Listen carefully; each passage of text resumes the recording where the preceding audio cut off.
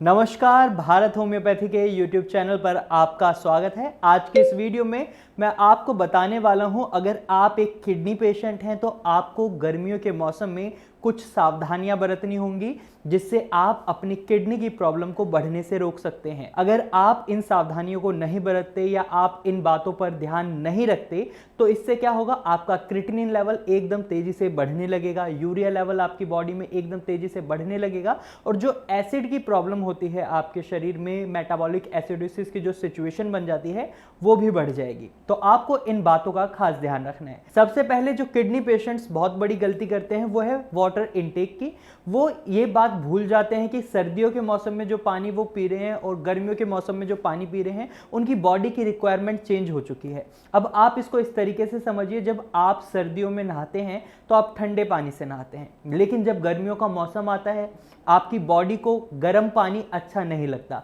आप क्या करते हैं, आप ठंडे पानी से, नॉर्मल पानी से नहाने लगते हैं। उसी तरीके से जब आप पानी पीते हैं तो आपके शरीर की रिक्वायरमेंट भी बढ़ जाती है पानी की। जब आप सर्दियों में डॉक्टर्स ने आपको बोला 1 से 1.5 लीटर पानी पीना है और आप गर्मियों में भी उसी पानी के डाइट चार्ट को फॉलो कर रहे हैं, आप 1 से 1.5 लीटर पानी पी रहे हैं, लेकिन आप एक बात को भूल जाते हैं कि गर्मियों में आपकी स्वेटिंग की प्रॉब्लम इंक्रीज हो जाती है, गर्मियों में आपको पसीना बहुत आता है और उसमें आपका पानी धीरे धीरे बॉडी से बाहर निकलने लग जाता है और इससे क्या होता है, आपके शरीर में पानी की कमी बन जाती है। तो ऐसे में आपको एक बात का खास ध्यान रखना है कि आप अपने पानी के इंटेक को थोड़ा बढ़ा दें। आपको डिहाइड्रेशन से बचना है। अगर आपका गला आपको सूखा सूखा लगता है, आपके होंठ आपको सूखे सूखे लगते हैं, तो आप पानी जरूर पिएं। पानी पीने में आपको एक बात का खास ध्यान रखना है कि आप एकदम 2 लीटर पानी ना पिएं या 1.5 लीटर पानी ना पिएं।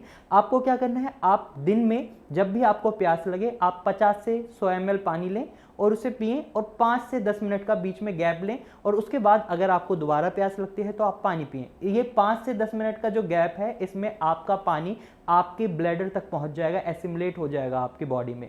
तो ऐसा करेंगे तो आपका ना तो क्रिएटिनिन लेवल बढ़ेगा और जब आपकी किडनी यूरिन सही से फॉर्म कर पाएगी, जब आप पानी अच्छे अमाउंट में पिएंगे तो इससे आपके शरीर में ना तो क्रिएटिनिन स्टोर होगा ना ही यूरिया स्टोर होगा। तो आप पानी की लिमिट पर खास ध्यान दें। वहीं जो पानी का खास ध्यान देने का एक पर्पस ये भी है कि अगर आप बहुत ज़्यादा बात करते हैं तो आपने देखा होगा कि जब हम किसी से बहुत ज़्यादा बात करते हैं तो हमें प्यास लगने लग जाती है, क्योंकि जब हम बोलते हैं तो हमारे बोलने के साथ साथ हमारे मुंह से हमारे शरीर का पानी भी बाहर निकलता है।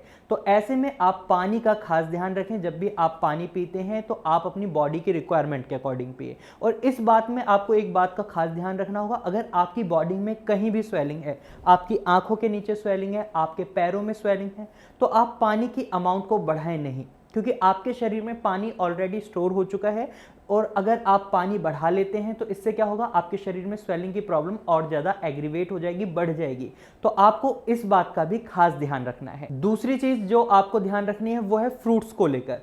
गर्मियों के मौसम में फ्रूट्स की वैरायटी बढ़ जाती है, आम मार्केट में आने लग जाते हैं, तरबूज आ जाता है, खरबूजा आ जाता है। तो ऐसे में आप देखेंगे पेशेंट्स का मन भी उन्हीं फलों को खाने को करता है जो सीजनल फ्रूट्स होते हैं।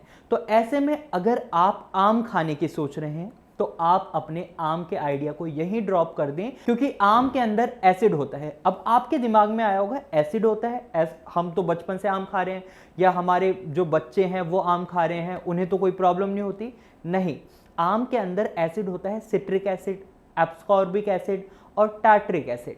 यानी कि जो आम के अंदर जो खट्टापन है, जो आम की तासीर है खट्टी, उसमें ये सिट्रिक एसिड पाया जाता है। जो आम की तासीर है खट्टी वो किस वजह से है, क्योंकि उसके अंदर सिट्रिक एसिड पाया जाता है। और जब आप किडनी पेशेंट होते हैं तो आपकी किडनी का काम होता है आपके ब्लड से क्रिएटिनिन, यूरिया और एसिड को भी बाहर निकालना। जो आपके ब्लड में एसिड की अमाउंट होती है उसको भी आपकी किडनी फिल्टर आउट कर रही होती है। लेकिन जब आपकी किडनी में दिक्कत आ जाती है, कोई परेशानी आ जाती है, तो वो अपना काम सही से नहीं कर पाती और आपके ब्लड में एसिड का लेवल भी बढ़ने लग जाता है। और इस सिचुएशन में अगर आप आम खाते हैं या कोई भी खट्टा फल खाते हैं तो उससे क्या होता है कि आपके शरीर में एसिड की अमाउंट बढ़ जाती है, आपकी किडनी का डैमेज और ज्यादा बढ़ जाता है, जिसे हमें कम करना है। और वहीं किडनी पेशेंट्स में एक सबसे ज्यादा कॉमन चीज देखी जाती है उनकी दवाइयों में, अगर वो एलोपैथिक मेडिसिन ले रहे हैं, आयुर्वेदिक ले रहे हैं, होम्योपैथिक मेडिसिन ले रहे हैं, एक चीज सभी किडनी पेशेंट्स में कॉमन होती है कि उन्हें मेडिसिन दी जाती हैं सोडियम बाइकार्बोनेट की टैबलेट्स।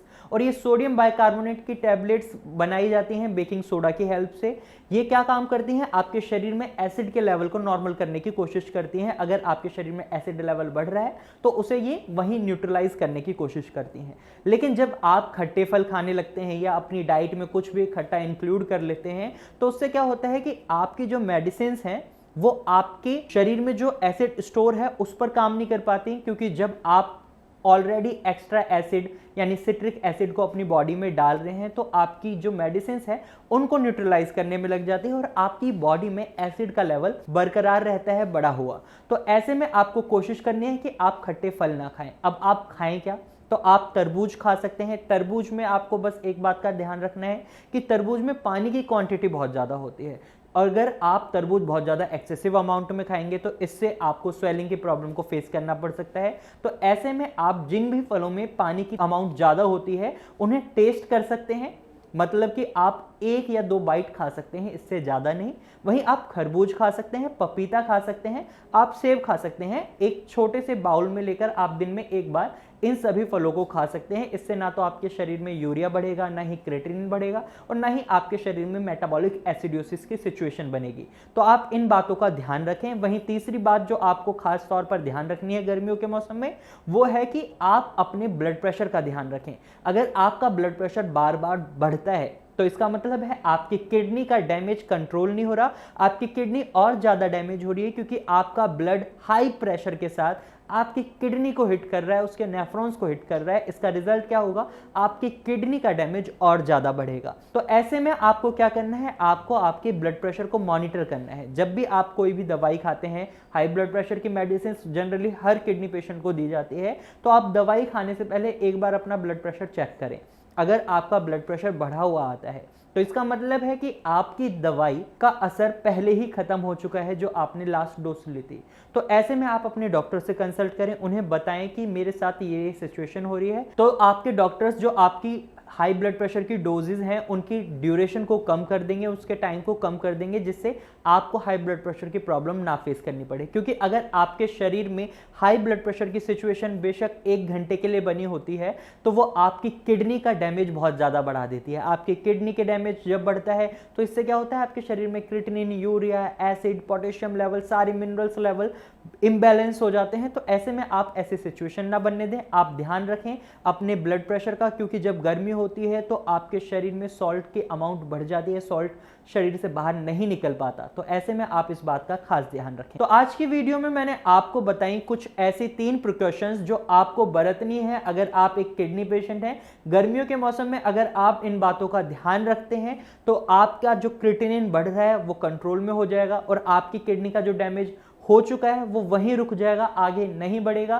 तो ऐसे में आप इन तीनों प्रिकॉशंस को फॉलो करें। अगर इसके बाद भी आपके मन में कोई सवाल है तो आप कमेंट के थ्रू अपना सवाल हमसे पूछ सकते हैं, या फिर आप हमें कोई सजेशन देना चाहते हैं तो वो भी आप कमेंट के थ्रू हमें दे सकते हैं। और साथ ही अगर आपको हमारी वीडियो अच्छी लगी है तो आप इस वीडियो को लाइक करें। अगर ये जानकारी आपको यूजफुल लगी है तो आप इसे अपने दोस्तों और रिश्तेदारों को जरूर शेयर करें। साथ ही अगर आपका कोई नोन किडनी से रिलेटेड किसी भी प्रॉब्लम को फेस कर रहा है तो आप उन्हें ये वीडियो जरूर शेयर करें।